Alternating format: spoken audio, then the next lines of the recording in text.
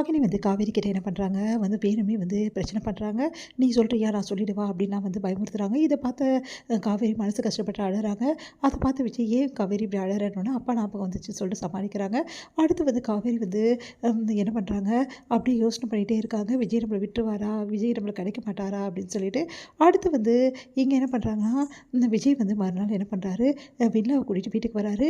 வெண்ணிலாவை கூட்டிட்டு வந்துட்டு தாத்தா வெண்ணிலா கிடச்சிட்டா, என் வெண்ணிலா என்னை தேடி வந்துட்டா தாத்தா அப்படின்னு சொல்லிட்டு அப்படியே வந்து எல்லார்கிட்டையும் சொல்கிறாரு. அப்படியே வெளில ஹக் பண்ணிட்டு நிற்கிறாரு. உடனே காவேரியை பார்க்குறாரு. உடனே வந்து என்னப்பா நீ இப்படி பண்ணுற, காவேரி பார்க்குறா பாரு அப்படின்னோடனே பார்த்தா பார்த்துன்னு போகிறா, காவேரி எனக்கு துரோகம் பண்ணிட்டா தாத்தா அப்படின்னு அதிர்ச்சி அடைகிறா காவேரி. என்னங்க நீங்கள் இப்படி பேசுகிறீங்க, வேறு எப்படி பேசுகிறது, வெண்ணிலா தான் என் உயிர்னு உனக்கு நல்லா தெரியும்ல, வெண்ணிலாக்காக எவ்வளோ நாள் நான் வெயிட் பண்ணேன்னு உனக்கு தெரியும்ல, அவள் மறுபடியும் வந்திருக்கா. ஆனால் ஒரு வார்த்தை நீ என்கிட்ட சொன்னியா, உனக்கு எல்லா விஷயமும் தெரிஞ்சிருந்து கூட அமைதியாக இருந்துட்டேன். ஏன்னா உனக்கு பயம், எங்கே உன்னை விட்டு நான் போயிடுவேன்ற பயம். அதனால தான் இப்படிலாம் பண்ணேன். உண்மைதாங்க, நீங்கள் என்னை விட்டுட்டு போயிடுவீங்கன்ற பயத்தில் தான் பண்ணேன். ஆனால் உங்ககிட்டது வெளில பிரிக்கணுன்ற எண்ணம்லாம் எனக்கு கிடையாதுங்க. தயவுசெய்து அப்படிலாம் என்ன நினைக்காதீங்கங்க. இல்லை நீ துரோகி, அதுவும் பச்சை துரோகம் பண்ணியிருக்க. எப்படி நீ இப்படிலாம் பண்ணலாம், எனக்கு துரோகம் பண்ணியே உனக்கு வந்து எப்படி உனக்கு மனசு வருது எனக்கு துரோகம் பண்ண, உனக்கு என்னெல்லாம் நான் பார்த்து பார்த்து செஞ்சுருப்பேன், அதுக்கு நல்ல துரோகம் நீ பண்ணிட்டல. நீ உண்மையானவளாக இருந்தால் இந்த விஷயம் உனக்கு தெரிஞ்சோடனே என்கிட்ட வந்து சொல்லியிருக்கணும். ஆனால் நீ சொன்னியா, அப்படியே இருந்துட்டு எப்படியாவது வெண்ணிலாவை நீ வந்து இங்கேருந்து அனுப்பலாம் தானே முயற்சி பண்ண. ஐயோ நான் அப்போல்லாம் பண்ணலாங்க, எனக்கு தெரியும் ராகினி சொல்லிட்டா, ராகினி எல்லா விஷயத்தையும் என்கிட்ட சொல்லிட்டா, உங்ககிட்ட தான் வெண்ணிலாவை காமிச்சாலாமே, அப்போது நீ தான் அமைதியாக அவங்கக்கிட்டலாம் சொல்ல வேணாம் சொன்னியாமே, அதுக்கு என்ன அர்த்தம், நீ வந்து எப்படியாவது வெண்ணிலாவை பேக் பண்ணி இந்த ஊரை விட்டு அனுப்பலாம் தான் பிளான் பண்ண அர்த்தம். நீ இப்படி இருப்பேன்னு நினச்சி கூட பார்க்கல. சே இவ்வளோ மோசமானவளா நீ அப்படின்னு சொல்லி சொல்கிறாரு. அதை கேட்டு வந்து அதிர்ச்சி அடைகிறாங்க. ஏங்க இப்படிலாம் பேசுகிறீங்க, நான் அப்போலாம் யோசிக்க கூட யோசிக்கலைங்க, என்னை பற்றி அப்படிலாம் நினைக்காதீங்க, நான் அப்படி தான் பேசுவேன். எப்போ நீ எனக்கு துரோகம் பண்ணி ஒரு நிமிஷம் கூட என் கண்ணு முன்னாடி நிற்கக்கூடாது, மரியாதை இந்த வீட்டை விட்டு போ அப்படின்றாரு. அதை கேட்டு வந்து அழறாங்க. போறியா பில்லியான்னு சொல்லிட்டு செமையாக கத்துறாரு. உடனே வந்து அப்படியே தூக்கத்துலேருந்து எழுந்துக்கிறாங்க நம்ம காவேரி. அவங்களால தாங்கிக்க முடியல. நான் துரோகி இல்லை, நான் துரோகி இல்லைன்னு அழறாங்க.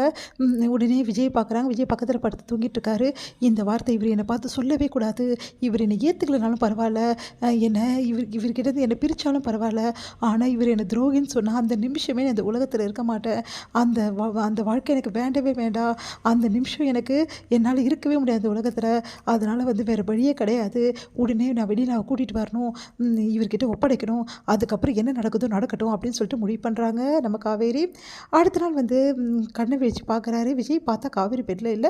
எங்கே போனா காவேரி, ஆளே காணோம் அப்படின்னு சொல்லிட்டு கீழே வராரு.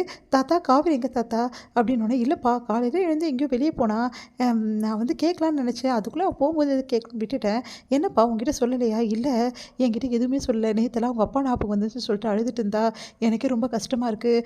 ஆனால் இப்போது காணோம், அவளை பார்க்காம இன்றைக்கி எனக்கு பொழுதே போகாது, காலையில் எழுந்து நான் அவள் முகத்தில் தான் முழிப்பேன், என்னாச்சுன்னு தெரியலையே அப்படி சொல்லிட்டு மனசு கஷ்டப்பட்டு உட்காராரு. அப்போ ராகினி வராங்க. என்னாச்சுன்னு தான் எனக்கு தெரியுமே, அவள் நீங்கள் கவலையே படாதீங்க, அவள் வெண்ணிலாவோடு தான் வருவா, வந்தா வெண்ணிலாவோடு தான் வரணும்னு சொல்லியிருக்கேன், அது எப்படி வராமல் இருப்பா, இதெல்லாம் நீங்கள் உங்களுக்கு எப்படி நான் சொல்கிறது அப்படி சொல்லிட்டு ராகினி உட்காந்து அப்படியே நக்கலாக பார்த்துட்ருக்காங்க. உடனே விஜய் ரொம்ப பதறி போகிறாரு.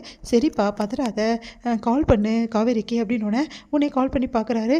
சரி நீ வந்து வீடியோ கால் பண்ணு, ஏன்னா நீ பார்க்கலன்னு கஷ்டமாக இருக்குல்ல, அவள் நல்லா இருக்கான்னு சொன்னோன்னே நிம்மதியாக இருக்கும்ல, ஆமாம் அப்படின்னு சொல்லிட்டு வீடியோ கால் பண்ணுறாரு. உடனே காவேரி வந்து ஃபோன் போகுது. காவேரி அந்த ஃபோன் எடுக்கிறாங்க. என்னங்க அப்படின்றாங்க. எங்கே இருக்க காவேரி, ஏன் காவேரியில் பண்ண, இல்லைங்க அக்கா கடைக்கு வந்திருந்தேன், கொஞ்சம் வேலையாக இருந்தது அதான் வந்தேன், அக்காவை கூட்டிகிட்டு வெளியே போகலாம் அப்படின்னு, நேற்றுலாம் அப்பா ஞாபகமாக இருந்ததில்ல அதான் அக்கா கிட்டே பேசலாம் வந்தேன். ஓ அப்படியா, சரி காவேரி எப்போ வீட்டுக்கு வரேன், இல்லைங்க நான் கொஞ்சம் நேரம் அவன் வீட்டுக்கு வரேன், நானும் அக்கா வெளியே போகிறேன், என்ன 2 நாளாக நீ வந்து கங்கா கூடயே சுற்றிட்டு இருக்க, என்ன கதை ஒன்று அப்படின்னோடனே, அது வந்துங்க, சரி விடுப்பா, அக்கா தங்கச்சிக்கு அப்படி தான் இருக்கும், இதெல்லாம் பெரிய விஷயம் பண்ணக்கூடாது விஜய் அப்படின்றார் தாத்தா. சரி கோச்சிக்காத, நீ பத்திரமா போய் இருக்கியான்னு சொல்லிட்டு தான் நான் வீடியோ கால் பண்ணேன், சரிங்க நான் வச்சிடறேன், சரி வச்சுடு, இப்படிலாம் பண்ணாத காவேரி, ரொம்ப பயந்து போயிட்டேன் தெரியுமா அப்படின்னோடனே, சரிங்கன்னு சொல்லிட்டு அழுதுகிட்டே வச்சிடறாங்க காவேரி. எங்கே வந்து இவ்வளோ அன்பா 2 பேருக்குள்ளே, எல்லாம் கொஞ்ச நேரம் தான், அதுக்கப்புறம் இந்த அன்பு எங்கே போகுதுன்னு நான் பார்க்குறேன். விஜய் அழுவுறீங்களா நீங்கள், பார்க்கலாம் இதே அழுக மறுபடியும் இருக்குதான்னு சொல்லிட்டு அப்படின்னு சொல்லிட்டு ராகினி பற்றி யோசிக்கிறாங்க. இங்கே வந்து காவேரி அழுதுகிட்டே போகிறாங்க. கண்ணை தொடச்சிட்டு அவங்க அக்கா கடைக்கு போகிறாங்க. அக்கா கிட்டே எல்லாம் உண்மையை சொல்லலாமா அப்படின்னு சொல்லிட்டு காவேரி யோசிக்கிறாங்க.